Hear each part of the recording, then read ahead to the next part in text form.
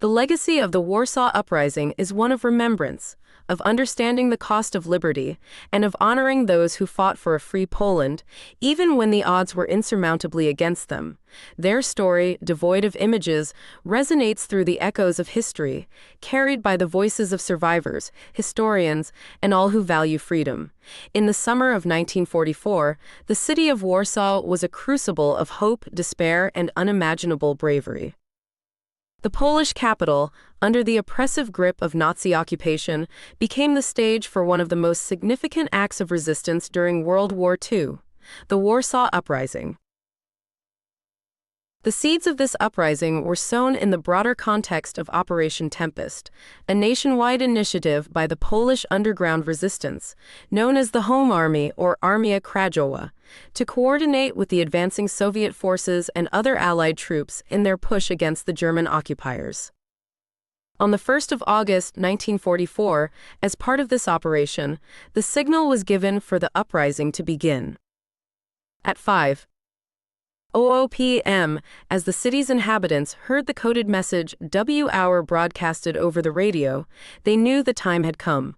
Throughout Warsaw, Poles rose up, seizing control of key locations, attacking German installations, and cutting off communication lines. The uprising had begun. The main objectives were clear: to drive the Germans out of Warsaw, thereby aiding the Allies in their fight against Germany, and to reclaim the capital as a free Polish city before the Soviets could establish their influence. However, the uprising was not solely a military endeavor. It was also deeply political. The Polish underground state, in addition to military goals, aimed to assert Polish sovereignty.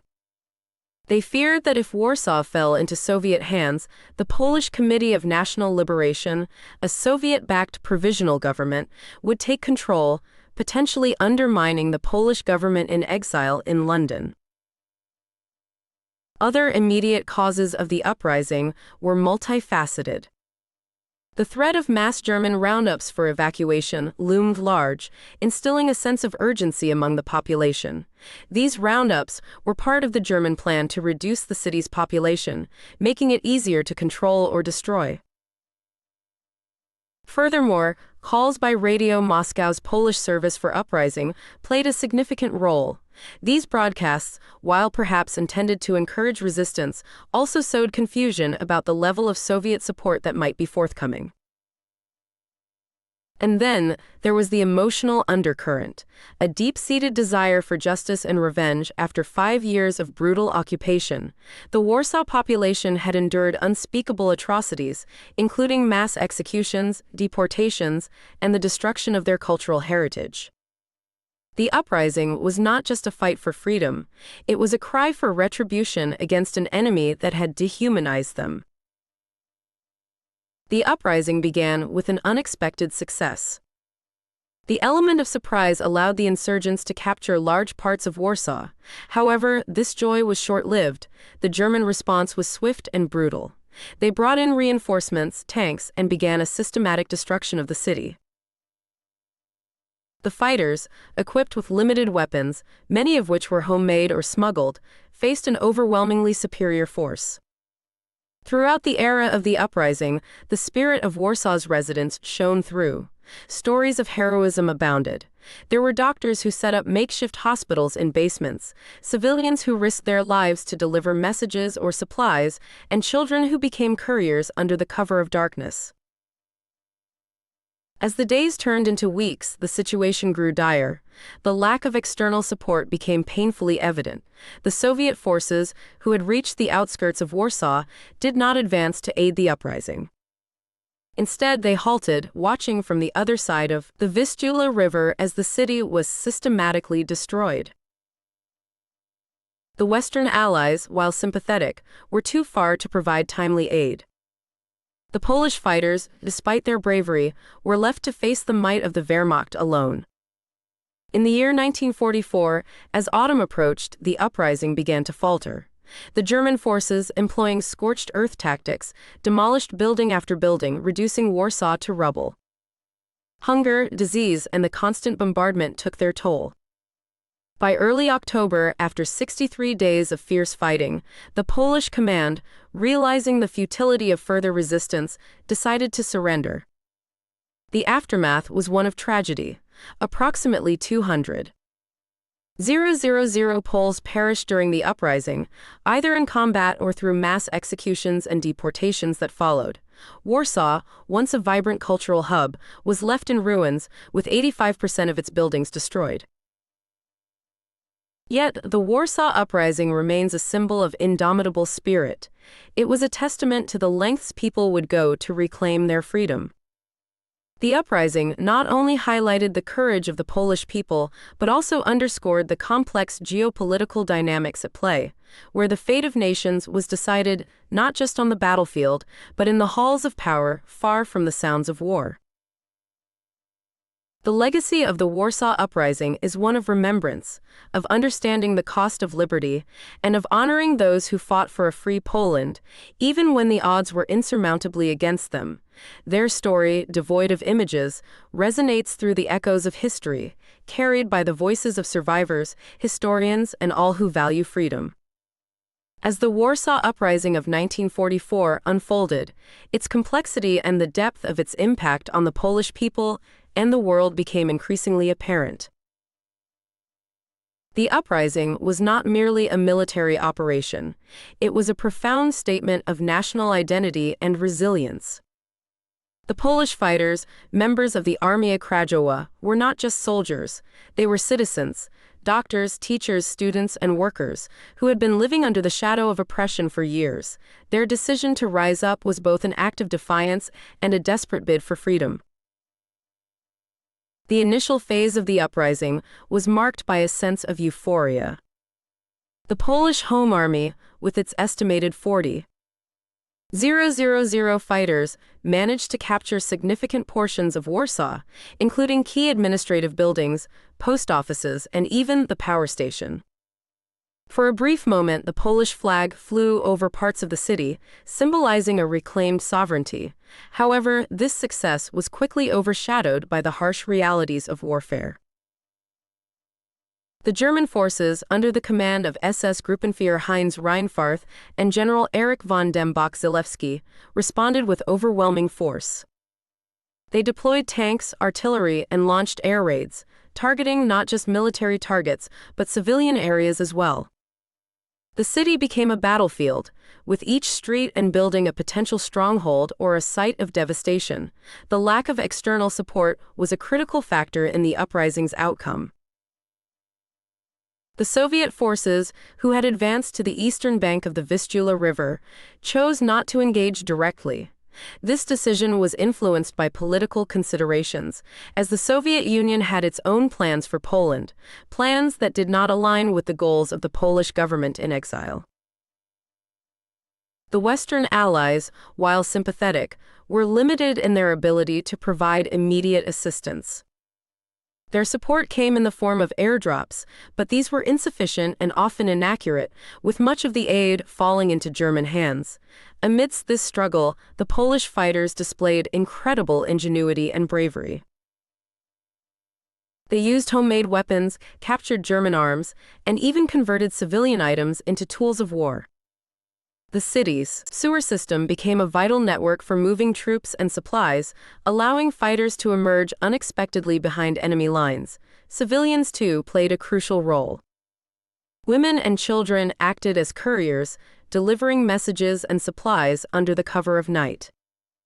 Hospitals were set up in basements, where doctors operated under candlelight, often without anesthesia. The resilience of Warsaw's citizens was evident in their daily acts of courage, from cooking meals for the fighters, to digging through rubble, to rescue the trapped or wounded. The uprising was not just a military event, it was a social phenomenon. Schools continued to function in the liberated areas, teaching children the value of freedom and the history of Poland. Newspapers were published, keeping the spirit of resistance alive. Cultural events like poetry readings and concerts were organized, providing moments of respite and unity in the midst of chaos. As the days turned into weeks, the toll of the uprising became evident.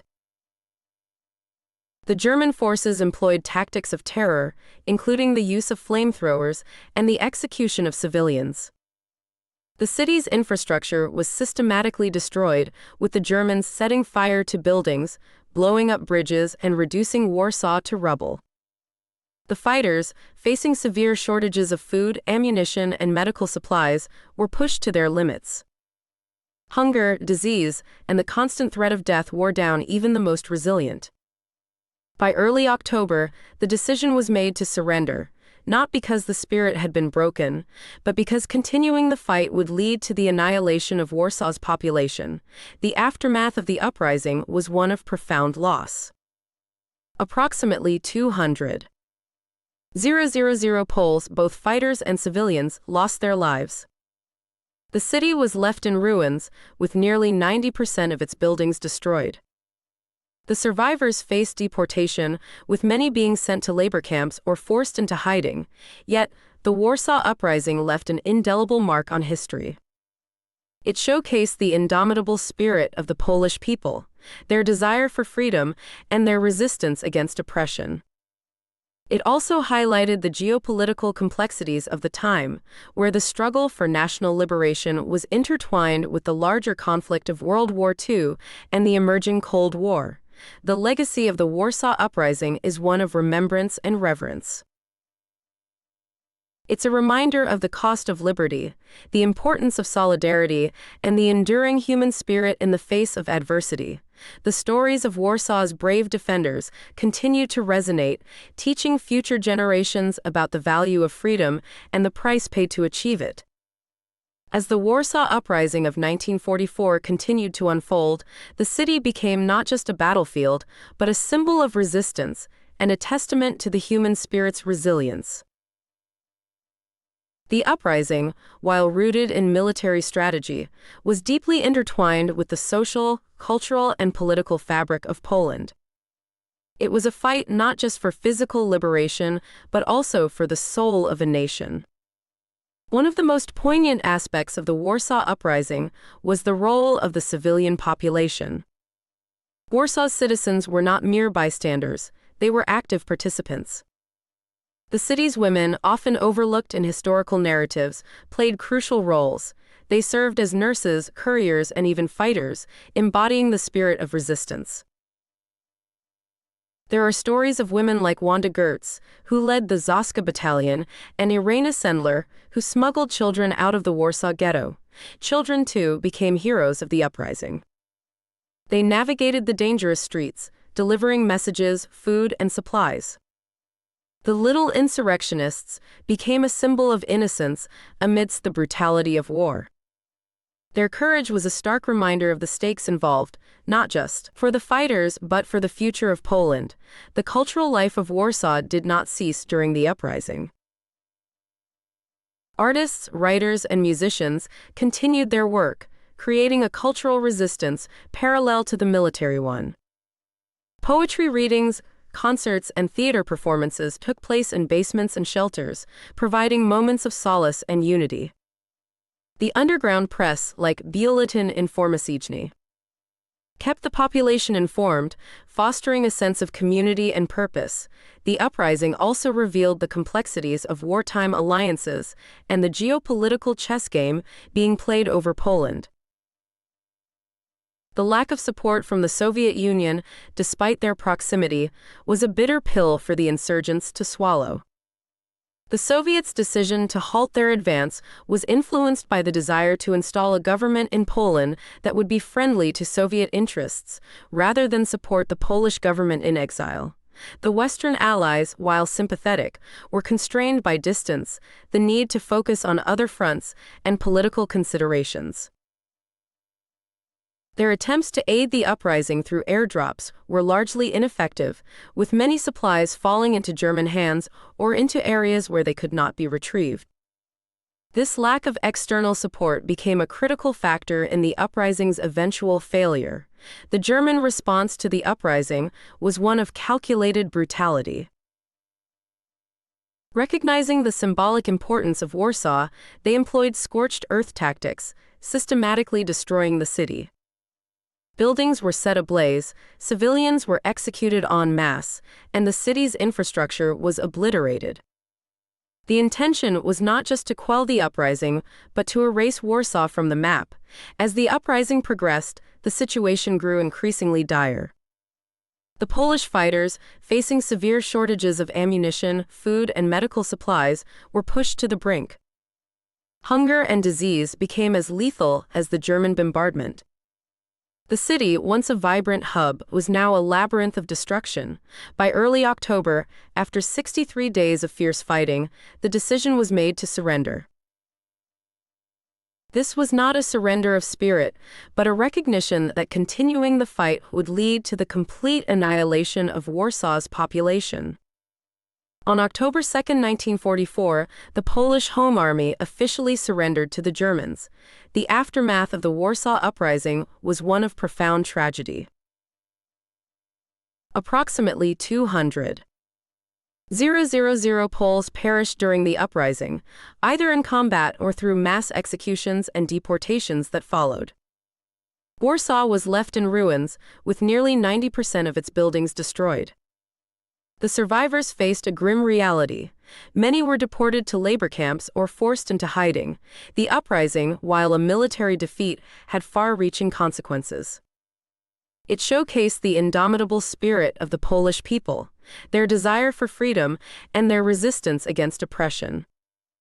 It also highlighted the geopolitical complexities of the time, where the struggle for national liberation was intertwined with the larger conflict of World War II and the emerging Cold War. The legacy of the Warsaw Uprising is one of remembrance and reverence.